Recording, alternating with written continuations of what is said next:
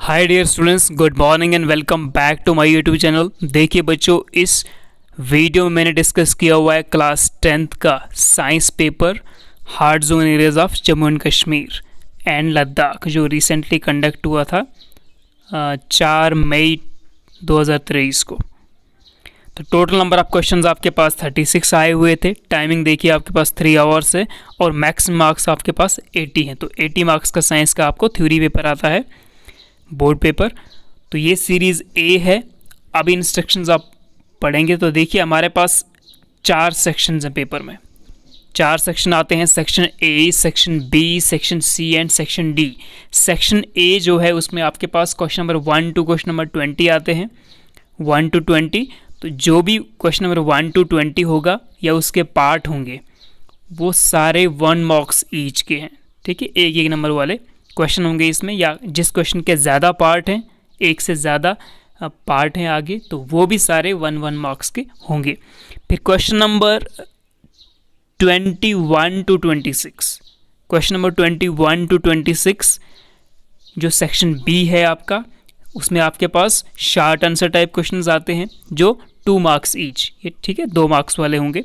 तो ये 6 क्वेश्चन आते हैं।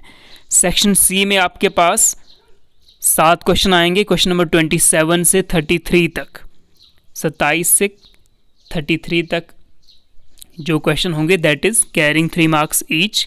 और सेक्शन डी होगा आपका लास्ट सेक्शन, जिसमें आपको लॉन्ग आंसर टाइप क्वेश्चंस आते हैं 3, और ये 5 मार्क्स के हैं। तो question number 34 to 36 long answer type questions carrying 5 marks each. ठीक है, तो बाकी आपको बोला गया है कि कोई ओवरऑल चॉइस नहीं है, हालांकि क्वेश्चन के इंटरनली चॉइस आपको मिलेगा। तो लॉन्ग आंसर टाइप क्वेश्चंस में आपको चॉइस मिलता है, आर मिलता है, बाकी क्वेश्चंस में आपको चॉइस नहीं मिलेगा। किसी एक में हो सकता है आपको इंटरनल चॉइस मिलेगा, बट यूजुअली चॉइस नहीं मिलता है। लॉन्ग आंसर टाइप में आपको आर मिलता है, चॉइस मिलता है, इंटरनल चॉइस। बाकी देखिए इसने लास्ट पॉइंट दिखाया है कि आपको कोई भी डायग्राम बनानी है तो वो neat and clean well labelled होनी चाहिए। अब चलते हैं सीधा सेक्शन ए में क्वेश्चन नंबर 1 पे। ये सीरीज़ ए है, बाकी सीरीज़ का बी और सी का भी मैं आपको एंडिंग पे बताने वाला हूँ कि कौन से क्वेश्चन ए, बी और सी में डिफरेंट थे, बाकी सेम थे। तो सेक्शन ए का आप क्वेश्चन नंबर 1 पढ़ेंगे तो देखिए, the image formed by a convex mirror is virtual, erect and highly diminished in size. बोलता अगर कन्वेक्स मिरर आपको वर्चुअल, इरेक्ट और highly diminished in size image देता है, कन्वेक्स मिरर अगर आपको इस टाइप का इमेज देता है, तो what is the position of object and that of the image formed. तो पोजीशन ऑफ ऑब्जेक्ट क्या होगा और इमेज, जो इमेज फॉर्म हो रही है उसका पोजीशन क्या होगा। तो आपको position of object and image बताना था। ठीक है, तो कन्वेक्स मिरर वर्चुअल, इरेक्ट और हायरली डिमिनिश्ड इन साइज की इमेज कब देता है। तो इसका आंसर आपको लिखना था कि when the object is placed between infinity and the pole of the mirror. ठीक है, तो अगर आप ऑब्जेक्ट को इन्फिनिटी और पोल के बीच में प्लेस करते हैं ना, तो जो इमेज आएगी वो होगी, उस ऑब्जेक्ट की जो इमेज आएगी वो हो जाएगी, वो आएगी आपके पास virtual, erect and highly diminished in size. ठीक है, ये कन्वेक्स मिरर का केस इसने दिया हुआ था। और जो इमेज होगी उसका पोजीशन क्या होगा, तो इमेज कहाँ पे बनेगी, वो बिहाइंड द मिरर बनेगी। ठीक है, तो जो image, position of the image is behind the mirror. तो ऑब्जेक्ट का जो पोजीशन होगा that is between infinity and pole पे रखनी है आपको ऑब्जेक्ट, इन्फिनिटी और पोल के बीच में कहीं पे रखोगे, और उसका जो इमेज बनेगा वो मिरर के पीछे, कन्वेक्स मिरर के बिहाइंड बनेगी। ठीक है, तो ये आपको लिखना था। अब देखते हैं क्वेश्चन नंबर 2। क्वेश्चन नंबर 2 में आपको डिफाइन करना था centre of curvature of a concave mirror, centre of curvature of a concave mirror. Question number 3 देखिए, draw a ray diagram showing convergence of rays, refracted rays of light. तो आपको रे diagram बनाना था जहाँ पर आपको रिफ्रैक्टेड रेज का convergence दिखाना था, या इसका आर भी आपको आया हुआ था। आर में अगर आपको ये नहीं आता तो आर वाला कर लेना। What type of mirror is used by A dentist in dental procedures. तो जो डेंटिस्ट मिरर यूज़ करते हैं, डेंटल डॉक्टर्स, तो वो कौन सा मिरर यूज़ करते हैं, ठीक है, अपने डेंटल प्रोसीजर्स में? तो वो यूज़ करते हैं कनकेव मिरर। ये आपको बहुत इंपॉर्टेंट क्वेश्चन है, याद रहना चाहिए। तो डेंटिस्ट या डेंटल डॉक्टर्स कौन सा मिरर यूज़ करते हैं? दे यूज़ द कनकेव मिरर। तो इसका जस्ट आपको वन वर्ड का आंसर कनकेव मिरर लिखना था। ओके, क्वेश्चन नंबर 4 देखिए, इसके ऑप्शंस भी आए हैं। The image of an object in human I is formed on. तो ह्यूमन आई में इमेज कहाँ पे बनती है?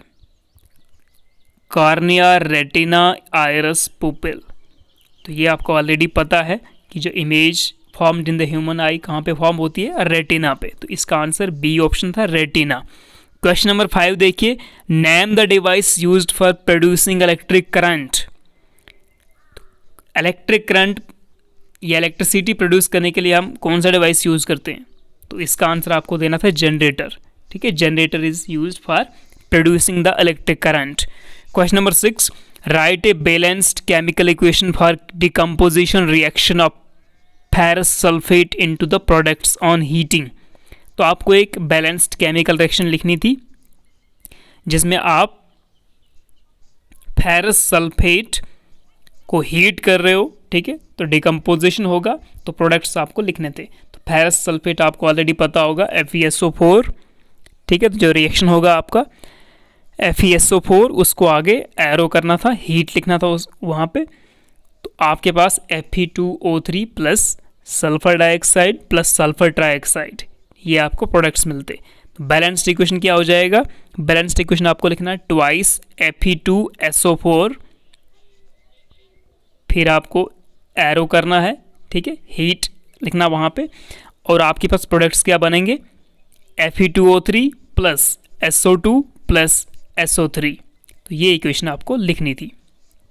क्वेश्चन नंबर 7 देखते हैं क्या आया हुआ है। ये भी ऑब्जेक्टिव टाइप है। Copper and oxygen combined together and copper oxide is formed 2Cu plus O2 in presence of heat gives 2CuO। तो कॉपर और ऑक्सीजन कंबाइन हो रहे हैं और आपको कॉपर ऑक्साइड मिल रहा है। तो ये रिएक्शन जो है किसका एग्जाम्पल है? कौन सी रिएक्शन है ये? क्या ये रिडक्शन रिएक्शन है, रेडॉक्स रिएक्शन है, डिस्प्लेसमेंट रिएक्शन है, या डिकम्पोजिशन रिएक्शन है? देखिए, इसका आंसर था 7 का आंसर था ऑप्शन बी, रेडॉक्स रिएक्शन, ठीक है। रेडॉक्स रिएक्शन मतलब ये ऑक्सीडेशन भी है और रिडक्शन भी है। तो उन जब दोनों चीज़ें हो रही हैं रिएक्शन में, तो इसका मतलब उस रिएक्शन को हम बोलते हैं रेडॉक्स रिएक्शन, ठीक है। तो यहाँ पे जो आपका आंसर होगा that is option B, redox reaction. Question number 8 को देखते हैं बच्चों। In nature carbon is very interesting element, it exhibits different forms. In one of the form each carbon atom is bonded to 3 other carbon atoms in the same plane, giving a hexagonal array, thus satisfying the valency. What is this form of carbon? तो ये carbon की बात कर रहा है, ठीक है। कहता है कार्बन एक वेरी इंटरेस्टिंग एलिमेंट है नेचर में। तो ये एग्जिबिट करता है डिफरेंट फॉर्म्स में, ठीक है। आपने पढ़ा होगा एलोट्रॉपीज ऑफ कार्बन, तो उसमें आपने डायमंड, ग्रेफाइट, फुलरेंस पढ़ा होगा। तो इसकी एक फॉर्म है, एलोट्रॉपिक फॉर्म है, जहाँ पर each carbon atom is bonded to 3 other carbon atoms, ठीक है, और ये बनाते हैं एक हेक्सागोनल एरे। तो ये कौन सा फॉर्म है कार्बन का? तो इसका आंसर आपको ग्रेफाइट लिखना था, ठीक है। या इसका आर भी कर सकते हैं आप, जहां पर आपको carbon can make compounds with other elements like halogen, oxygen and hydrogen. In such cases the element that replaces the hydrogen form from A hydrocarbon chain form the specific group. What is this group called? Name any one such group, ठीक है। तो अगर ये भी question जिसको आता होगा वो इसका भी आंसर कर सकता था। ऊपर वाले क्वेश्चन का आंसर जो है 8th का, तो दैट इज ग्रेफाइट, ठीक है। ये वाला क्वेश्चन इसको भी देखना आप, इसका क्या आंसर है। अब चलते हैं क्वेश्चन नंबर 9 पे। Which of the following does not exhibit as solid at room temperature. तो ये आपको पता ही है कि जो आपका मरकरी है, ठीक है, मरकरी जिसको आप थर्मामीटर में देखते होंगे, ये लिक्विड होता है रूम टेम्परेचर पे, ठीक है। तो बाकी ये जो है ये सॉलिड होते हैं, लेकिन रूम टेम्परेचर पे जो मरकरी है it is liquid in form. तो आपको आंसर देना था 9 का C part, mercury. Question number 10, electrovalent compounds are generally soluble in water. इसका ऑप्शन सी आना था। Give an example of an alloy. तो एलॉय आपको ऑलरेडी नाम पता होंगे, जैसे ब्रास बोल सकते थे आप, ब्रास, ब्रोंज, स्टेनलेस स्टील, या एक और एलॉय होता है रेड गोल्ड बोलते हैं उसको। गोल्ड, जो गोल्ड एलिमेंट है वो किसी और मेटल के साथ जब एलॉय बनाता है ना, तो उसको हम रेड गोल्ड बोलते हैं। चाहे वो कापर के साथ मिक्स हो जाए गोल्ड, ठीक है, या किसी और एलिमेंट के साथ। तो गोल्ड के साथ जो भी दूसरी एलिमेंट मिक्स होती है, कोई भी एलॉय बनता है, तो उसको हम बोलते हैं रेड गोल्ड, ठीक है, रेड गोल्ड। तो red gold, brass, bronze, steel etcetera. तो आप ये इनमें से कोई भी आपको एग्जाम्पल देना था एलॉय का। Question number 12, when chlorine acts on dry slaked lime calcium hydroxide, इसको हम स्लैक्ड लाइम कहते हैं, a very usable chemical is formed, what is this chemical in general called. जब क्लोरीन एक्ट करता है कैल्शियम हाइड्रोक्साइड के साथ रिएक्ट करता है, तो एक केमिकल फॉर्म होता है जिसको हम यूज़ करते हैं। इस केमिकल को क्या बोलते हैं, ठीक है, तो इसको हम बोलते हैं ब्लीचिंग पाउडर, या कैल्शियम ऑक्सीक्लोराइड भी बोलते हैं इसको, ठीक है। तो इसका आंसर आपको लिखना था calcium oxychloride, or bleaching powder भी लिख सकते थे आप। Question number 13, name any 2 hormones. कोई 2 हार्मोन्स आपको बताने थे, ठीक है। आप ये बायो का क्वेश्चन है, साइंस का। तो अगर कोई भी आपको हार्मोन्स के नाम याद हैं तो आप लिख सकते थे। तो आप सिंपली थायराइड स्टिमुलेटिंग हार्मोन लिखते, या आप फॉलिकल स्टिमुलेटिंग हार्मोन लिखते, या आप ग्रोथ हार्मोन लिखते, ठीक है, या दूसरे भी नाम है, एंटी डाययूरेटिक हार्मोन है।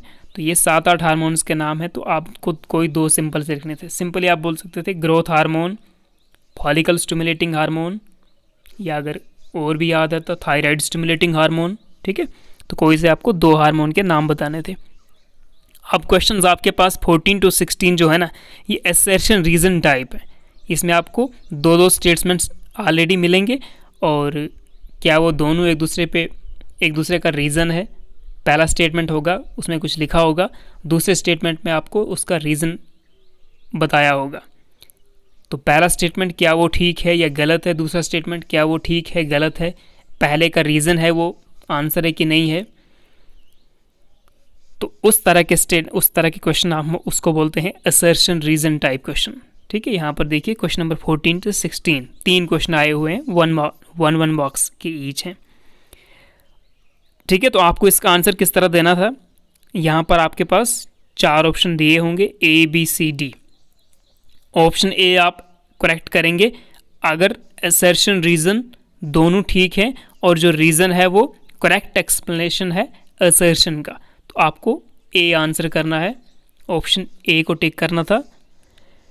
ऑप्शन बी को कब टिक करोगे आप, अगर ए और बी दोनों ट्रू हैं, मतलब असर्शन रीज़न दोनों ट्रू हैं, ए और आर दोनों ट्रू हैं, असर्शन भी ठीक है उसका स्टेटमेंट, रीज़न भी करेक्ट स्टेटमेंट है, बट जो रीज़न है ना वो असर्शन का करेक्ट स्टेटमेंट नहीं है। खुद में दोनों ठीक है बट रीज़न जो है वो असर्शन का रीज़न नहीं है, तो आपको ऑप्शन बी बताना था। C, A is true but R is false. C option का आंसर देना था आपको, अगर असर्शन जो है वो आपका ठीक है, करेक्ट है वो statement, but reason is a false statement, तो फिर आपको ऑप्शन सी देना था। ऑप्शन डी कब देना था, ए भी फॉल्स है, assertion is false but reason is true, तो फिर आपको ऑप्शन डी देना था। क्वेश्चंस पढ़ते हैं फिर आपको थोड़ा समझ आएगा। देखिए क्वेश्चन नंबर 14, असर्शन ए से डिनोट करते हैं इसको। If trait A exists in 10% of population of an asexually reproducing species and a trait B exists in 60% of the same population। तो बोलता है कोई एक करेक्टर है A जो सिर्फ 10% ऑफ पॉपुलेशन मिलता है एसेक्सुअल रिप्रोडक्शन स्पीशीज़ के 10% पॉपुलेशन में ही ए करेक्टर मिलता है, और बी जो करेक्टर है वो 60% ऑफ द सेम पॉपुलेशन में मिलता है। रीज़न क्या बताया है? It indicates that trait B has arisen earlier in the population. तो रीज़न बता रहा है कि ऐसा इसलिए हो रहा है कि जो बी करेक्टर है या बी ट्रेट है वो पहले से ही पॉपुलेशन में मौजूद है या अराइज हुआ है। तो यहाँ पर असर्शन तो हम मानते हैं कि चलो ये करेक्टर, ये स्टेटमेंट ओके है, ठीक है, असर्शन इज़ ट्रू। बट जो रीज़न है ना, जो इसका रीज़न है, तो रीज़न जो है ये ए का एक्सप्लेनेशन नहीं है, ठीक है। Reason is not correct explanation of A. तो जो आपका क्वेश्चन नंबर 14 का आंसर हो जाएगा, इसको हम बोलेंगे क्या? इसको हम बोलेंगे A is correct but B is false. Reason गलत है। ज़रूरी नहीं है कि जो आपका ए करेक्टर है वो 10% है पॉपुलेशन में, लेकिन हो सकता है वो बी ज़्यादा है, 60% है। तो ये नहीं कि बी पहले से मौजूद था करेक्टर, ए बाद में, ऐसा नहीं हो सकता, ठीक है। जेनेटिक्स में ऐसा नहीं होता। तो इसलिए इसका जो आपका रीज़न है वो रॉन्ग है, असर्शन ठीक है। तो मतलब A is true, R is false. तो इसके लिए आपको इसका ऑप्शन सी लिखना था। क्वेश्चन नंबर 14 का आंसर सी, ठीक है। अब और क्वेश्चन पढ़ते हैं, थोड़ा और समझ आएगा फिर आपको। क्वेश्चन नंबर 15 देखिए, असर्शन दिया है आपको, स्टेटमेंट क्या दिया है? It is seen that there are higher levels of pesticides in certain food items like fruits, ठीक है। तो ये देखा गया है कि जो आजकल फूड आइटम्स जिनमें फ्रूट्स हैं ज़्यादा, उनमें आजकल पेस्टिसाइड्स का ज़्यादा लेवल पाया जा रहा है। तो अगर पेस्टिसाइड्स का ज़्यादा लेवल पाया जा रहा है तो इसका रीज़न क्या है? रीज़न दिया इसने, the condition is due to the accumulation of pesticides through different trophic levels. और ये रीज़न बिल्कुल ठीक है।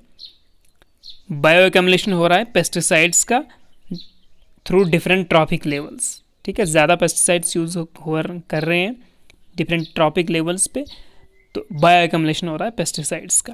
तो जो असर्शन में जो इसने ये स्टेटमेंट दिया है, तो इसका रीज़न है जो है दिया इसने रीज़न में, ये करेक्ट है। तो इसमें ए भी करेक्ट, बी भी, आर भी correct, and R is the correct explanation of A. तो क्वेश्चन नंबर 15 का आपको ऑप्शन देना था ए, इसका आंसर देना था आपको ए, ठीक है, ए लिखना था आंसर में। Question number 16, the ozone O3 is formed at the higher levels of atmosphere, बिल्कुल ठीक है। Reason, the ultraviolet radiations here separate the oxygen O2 into free oxygen which then combines with the molecular oxygen to form ozone। तो इसका जो O3 है वो कहाँ पे बनती है? Higher levels of atmosphere, stratosphere में होती है ओजोन O3।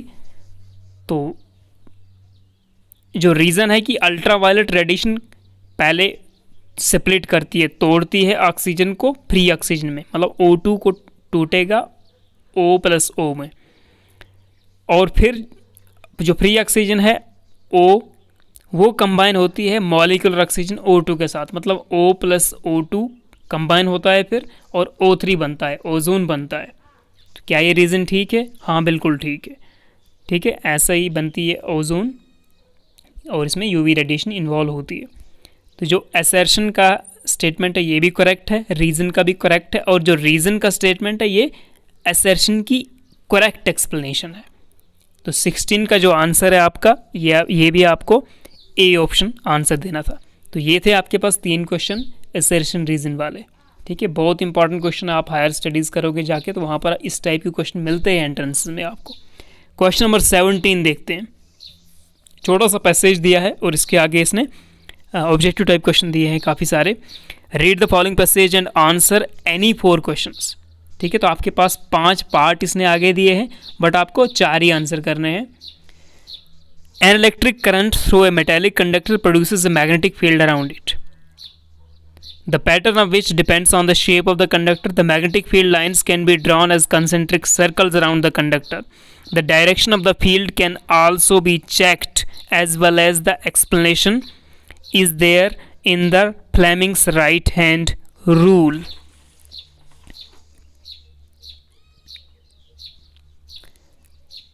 तो कहता है कि इलेक्ट्रिक करंट एक मेटल कंडक्टर के थ्रू फ्लो करता है तो उसके अराउंड मैग्नेटिक फील्ड पैदा होता है, और जो मैग्नेटिक फील्ड का पैटर्न है वो शेप ऑफ कंडक्टर पे डिपेंड करता है।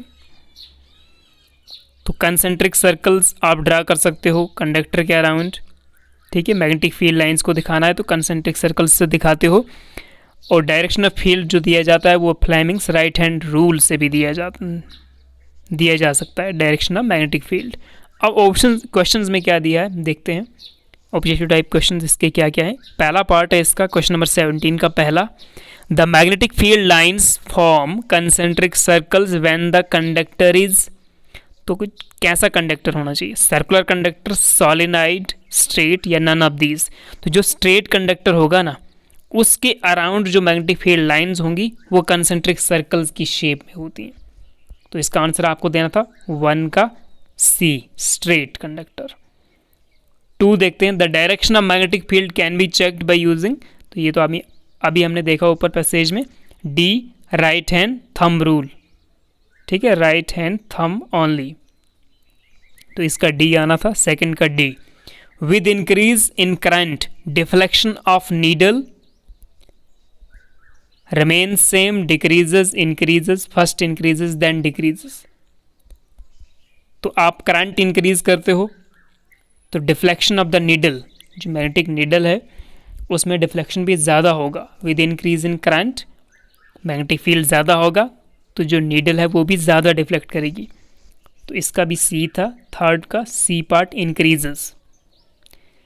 अब चलते हैं क्वेश्चन नंबर 17 का फोर्थ पार्ट, यही है क्वेश्चन पार्ट 4 है।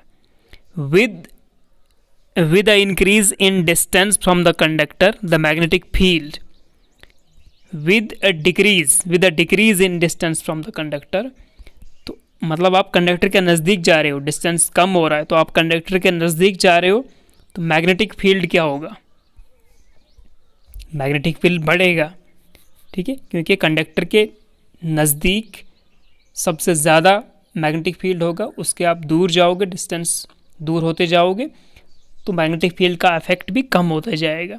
तो सबसे ज़्यादा मैग्नेटिक फील्ड तो मैग्नेटिक जो आपका कंडक्टर है उसी पे होगा, ठीक है, उसके सरफेस पे, उससे दूर जाते जाओगे तो मैग्नेटिक फील्ड कम होता जाएगा। तो इसने कहा है with A decrease in distance, मतलब कंडक्टर के नज़दीक जा रहे हो आप, डिस्टेंस कम हो रहा है तो मैग्नेटिक फील्ड इंक्रीज करेगा। तो फोर्थ का ऑप्शन बी आना चाहिए था, increase. According to the right hand thumb rule, thumb points towards the direction of current. Right hand thumb rule अगर आपने पढ़ा होगा तो उसमें हम जो डायरेक्शन ऑफ थंब है उस साइड हम करंट का डायरेक्शन दिखाते हैं। तो फिफ्थ का आपको आंसर आना था सी, फिफ्थ का आंसर आना था आपको सी पार्ट, करंट। लेकिन इसमें आपको 4 ऑप्शन ही करने थे, कोई से 4, और ये चारों 1-1 मार्क्स के थे, ठीक है। अब चलते हैं question number 18, read the following passage and answer 4 questions. 4 question आपको बताने थे, ठीक है, इसमें भी चार पार्ट ही आपको आंसर करने हैं। Modern periodic table is designed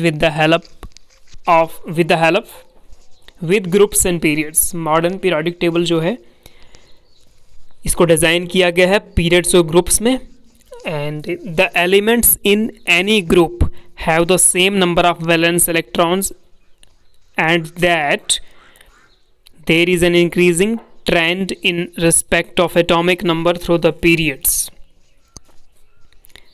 तो मॉडर्न पीरियोडिक टेबल की बात हो रही है यहाँ पे कि मॉडर्न पीरियोडिक टेबल जो है उसको हमने डिज़ाइन किया है ग्रुप्स और पीरियड्स की फॉर्म में, और ग्रुप में जो एलिमेंट्स हैं वो हमने दिखाए हैं same number of valence electrons, जिनके पास same number of valence electrons है उन एलिमेंट्स को ए ग्रुप में डाला हुआ है। और उसी तरह पीरियड्स हमने इस तरह डिज़ाइन किए हैं कि एटॉमिक नंबर इंक्रीज़ हो रहा है, ठीक है, उसके ट्रेंड पे, एटॉमिक नंबर के बेसिस पे। अब क्वेश्चन क्या है वो देखते हैं हम।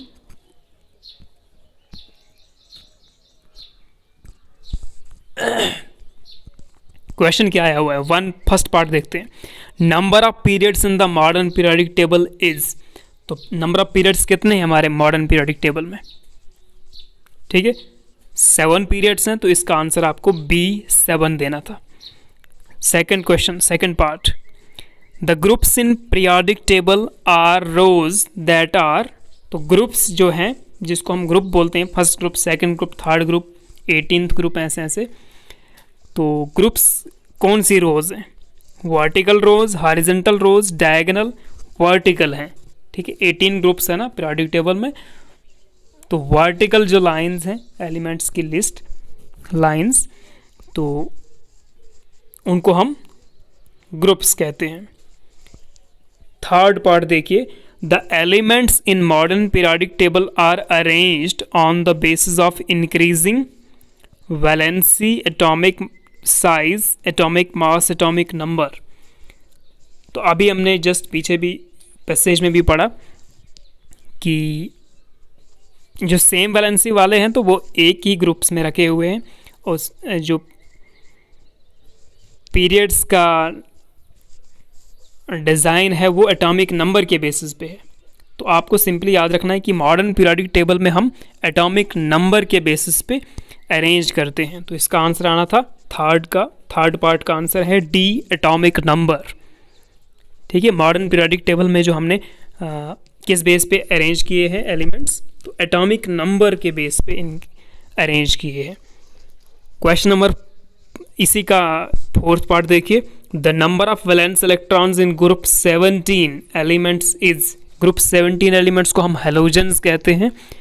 तो इसमें कितने वैलेंस इलेक्ट्रॉन्स होते हैं? 7, तो इसका आंसर आपको बी पार्ट 7 देना था। फिफ्थ पार्ट देखिए, the elements of this group are usually called inert, या इनको हम नोबल गैसेस भी कहते हैं। तो ग्रुप 18 को कहते हैं हम, ठीक है, group 18 elements are called inert gases और noble gases, noble gases, inert gases या नोबल गैसेस। तो ग्रुप 18 यानी डी ऑप्शन देना था आपको, 18। ठीक है, अब चलते हैं आगे, क्वेश्चन नंबर 19 है आपका। देखिए अभी तक सारे जितने भी क्वेश्चन है आपके, अभी तक सेक्शन ए चल रहा है आपका। ठीक है, तो क्वेश्चन नंबर 20 तक आपको सेक्शन ए है, जिसमें आपको हर क्वेश्चन या उसके पार्ट सारे 1 मार्क्स ईच के हैं। क्वेश्चन नंबर 19, ये भी पैसेज है, read the following passage and answer any 4 questions. All acids have similar chemical properties because hydrogen is common to them. The bases on the contrary can generate OH negative.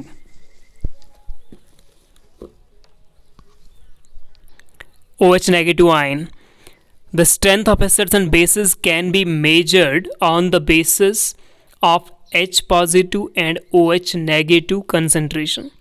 ठीक है, तो acid and based का concept, ठीक है, passage यहाँ पर दिखाया गया है।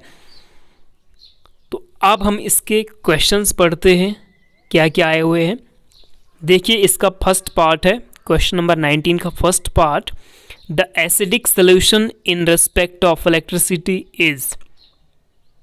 एसिडिक सोल्यूशन जो होता है वो इलेक्ट्रिसिटी के रिस्पेक्ट में एसिडिक सोल्यूशन गुड होता है कि बैड कंडक्टर कि सेमी कंडक्टर, क्या होता है? तो एसिडिक सोल्यूशन जो होते हैं वो गुड कंडक्टर ऑफ इलेक्ट्रिसिटी होते हैं, ये आपको आना चाहिए। Second part, the acid can give H positive ion with. Acids H positive ion किसके साथ देते हैं? तो इसका आंसर वाटर है, बी, सेकंड का बी।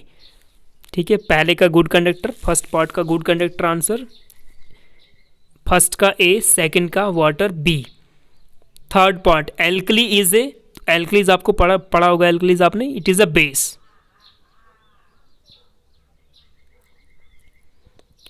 तो थर्ड पार्ट का आ गया एल्कली इज ए बेस।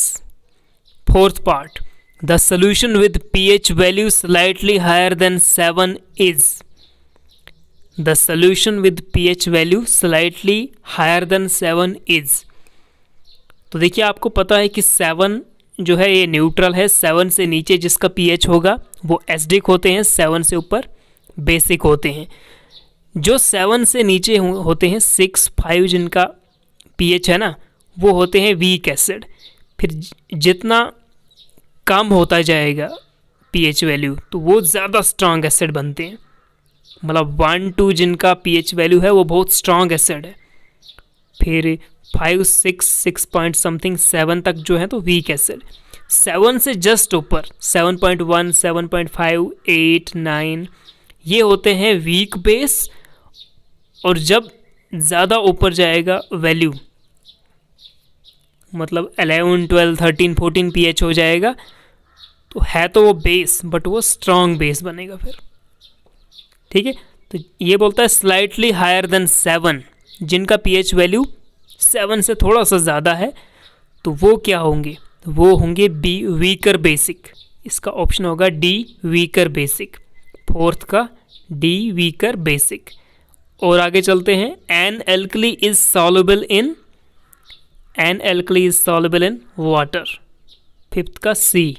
ठीक है, इस क्वेश्चन को आप देखना बुक में भी, बट मुझे लग रहा है ये इसका वाटर ही है, an alkali is soluble in water. तो आप यहाँ पर आएंगे, आपको क्वेश्चन नंबर 20 देखिए, ये बायोलॉजी का क्वेश्चन है, इसमें बायोलॉजी वाले ऑब्जेक्टिव होंगे। Read the following passage and answer any 4 questions.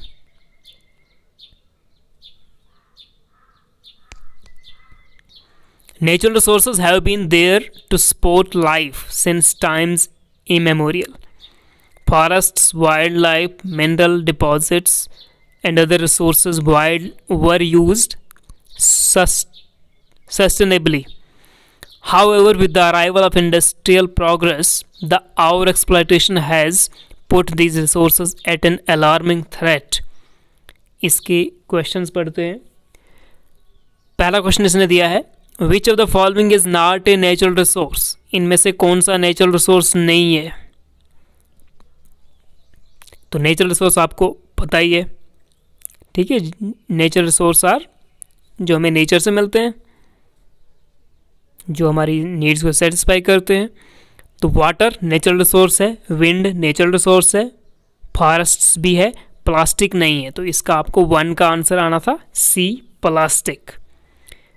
Second देखते हैं दूसरा part, which of the following natural resources is important for energy, जो एनर्जी के लिए इम्पॉर्टेंट है कौन सा natural resource, wildlife, sunlight, vegetation in a forest, none of these. तो सनलाइट, सेकंड का आंसर आना था बी, सनलाइट।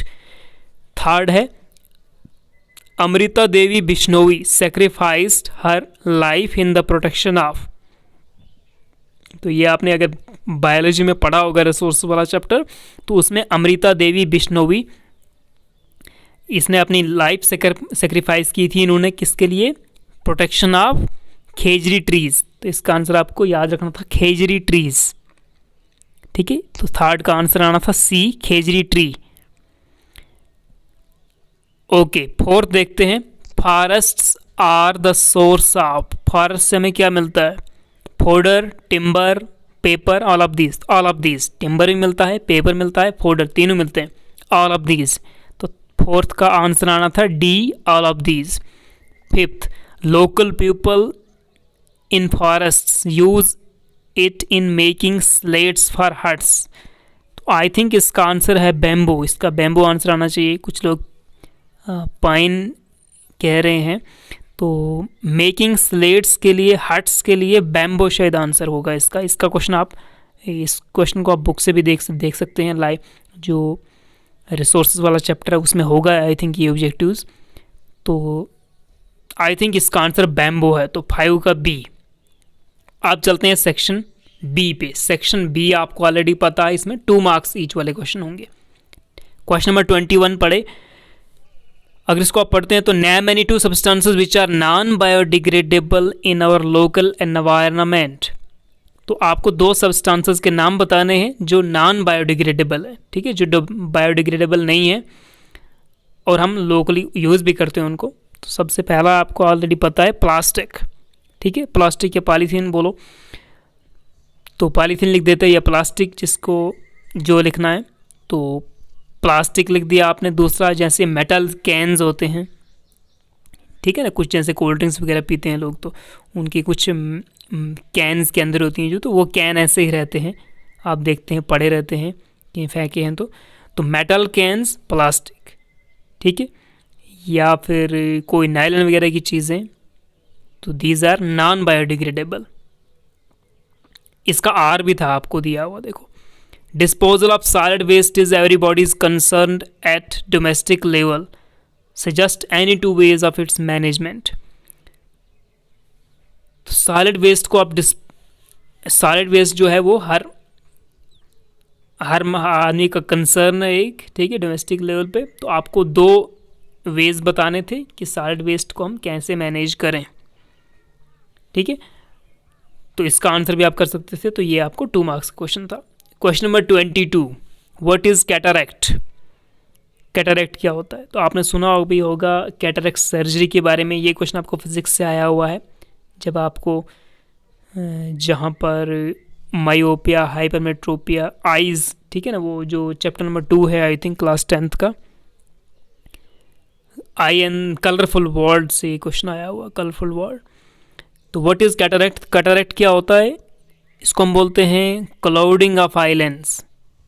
विद एज थोड़ा धुंधला दिखाई देता है, तो इसको हम सिंपली डिफाइन करते हैं clouding of the eye lens, ठीक है, with old age. Question number 23, how does a convex lens correct far sightedness? Far sightedness या हाइपरमेट्रोपिया कहते हैं इसको हम। तो जो फार साइटेडनेस है, तो इसको हम कैसे करेक्ट करते हैं? कन्वेक्स लेंस कैसे इसको करेक्ट करता है, वो आपको डायग्रामेटिकली या कुछ 2-3 लाइनों में लिखना था।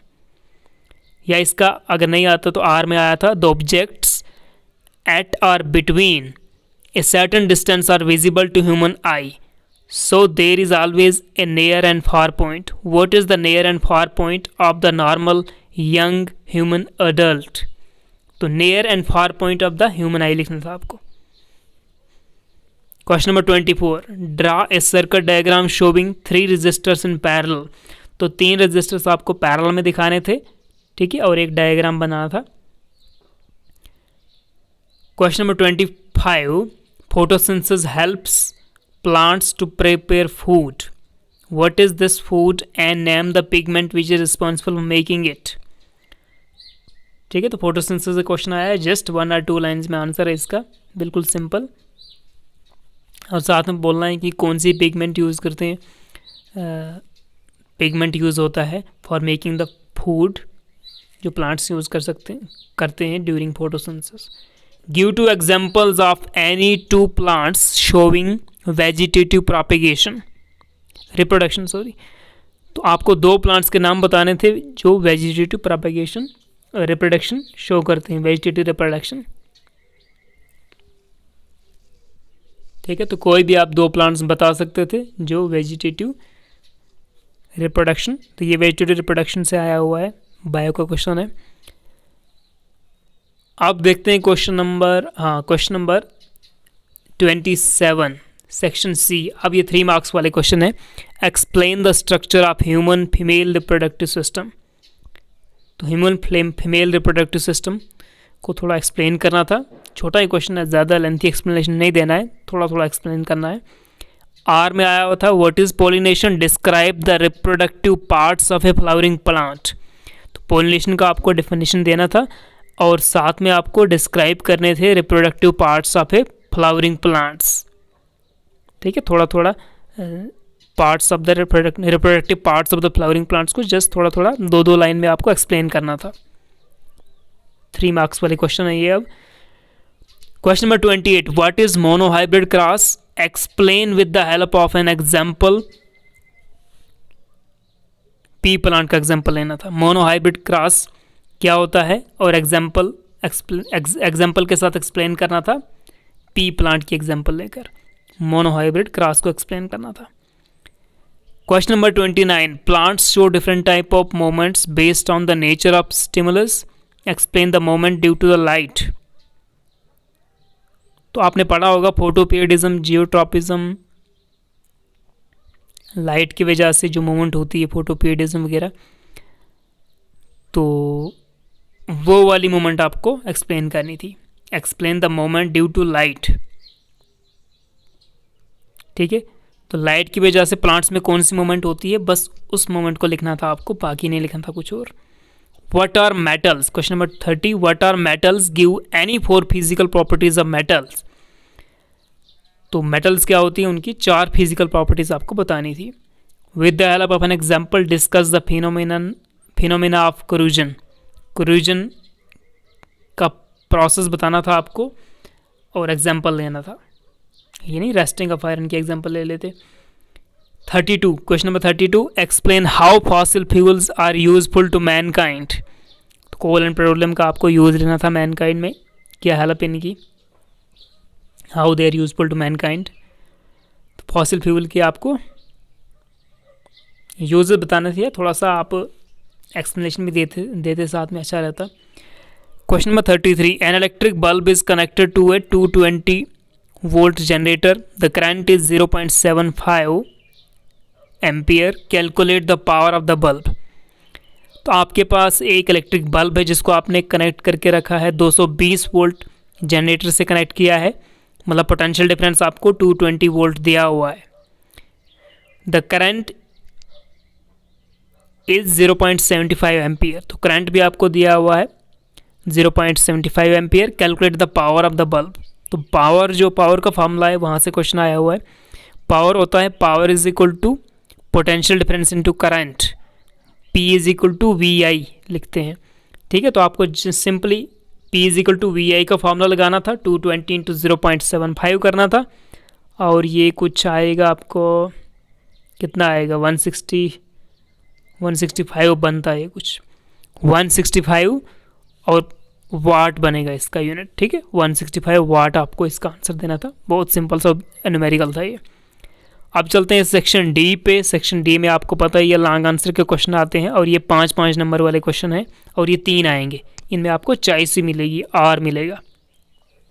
सेक्शन डी, क्वेश्चन नंबर 34 देखिए, discuss the nature, size and position of the image formed by the convex lens when the object is placed at infinity, focus F1, between focus F1 and optical centre O, ठीक है। तो first unit से आया हुआ question physics के। Are में आया था, describe refraction through a rectangular glass slab, write down the laws of refraction of light, also draw the diagram. तो रिफ्रैक्शन वाला क्वेश्चन आया हुआ है आर में। Question number 35, what are hydrocarbons, describe the saturated carbon compounds, या इसका or आया हुआ है, define allotropy, describe the various allotropic forms of carbon with their properties. Question number 36, what is respiration, describe the structure of respiratory system of man, draw a diagram also, या are में आया हुआ है, what is heterotrophic nutrition, describe the process of photosynthesis. ये कुछ पहले heterotrophic nutrition बोल रहा है, आगे फोटोसिंथेसिस, ठीक है। तो ये आपके पास 36 क्वेश्चन थे साइंस के पेपर सीरीज़ ए के, क्लास 10th का science question paper series A. तो ये हमने थोड़ा देखा यहाँ पे। सीरीज़ जो बी और सी होगा ना आपका, उसमें आपको question number 1, question number 2, question number 4, question number 5 जो छोटे क्वेश्चन थे आपके, यानी स्टार्टिंग वाले जो very short answer type 1 marks के क्वेश्चन थे, तो क्वेश्चन नंबर 1, 2 डिफरेंट है, 4, 5 भी डिफरेंट है सारी सीरीज़ में। उसके बाद क्वेश्चन नंबर 22, 24, 26, 28, 30, 32 ये वाले क्वेश्चन भी डिफरेंट है, ठीक है। और जस्ट वहीं से क्वेश्चन आता है जहाँ से ए सीरीज़ में आया होगा, उसी का क्वेश्चन जो बी में डिफरेंट है, सी में डिफरेंट है, लेकिन उसी तरह के, उसी लेवल के वो क्वेश्चन भी होंगे, ठीक है। जैसे यहाँ पर क्वेश्चन हमने अभी क्वेश्चन नंबर 1 देखा कि इमेज फॉर्मेशन और ऑब्जेक्ट की पोजीशन बतानी थी, तो जो क्वेश्चन नंबर 2 भी है वो भी सेम वैसे ही है। फिर क्वेश्चन नंबर 1 जो सीरीज़ बी का वो भी वैसे ही है, सिमिलर उसी टाइप का, और सी का भी उसी टाइप का, थोड़ा सा डिफरेंस होगा। फिर क्वेश्चन नंबर 2 में आपको देखिए रेडियस ऑफ कर्वेचर की डेफिनेशन बोली थी। दूसरे पेपर में सीरीज़ बी में आया हुआ है, वहाँ पर प्रिंसिपल फोकस की डेफिनेशन बोली है। उसका तीसरा सीरीज जो था वहाँ पर फोकल लेंथ की डेफिनेशन पूछी गई है, ठीक है। तो जो इसका पूरा सॉल्यूशंस है ऑब्जेक्टिव्स का, वो मैं आपको यहाँ पर डिस्क्रिप्शन में पीडीएफ प्रोवाइड करूँगा, और series A, series B, series C तीनों के मैं पीडीएफ्स भी यहाँ पर अपलोड करके रखूँगा। ठीक है, तो यहाँ से आप अपलोड ये डिस्क क्या बोलते हैं, यहाँ से आप बाद में डाउनलोड कर सकते हो। ठीक है, ए बी सी के तीनों के आंसर भी कर सकते हो, और क्वेश्चन पेपर पे यहाँ पर मैं डालने वाला हूँ। ओके, तो वीडियो काफ़ी लंबा हो गया, बट डिस्कशन काफ़ी लंबा था। So thank you so much and have a good day.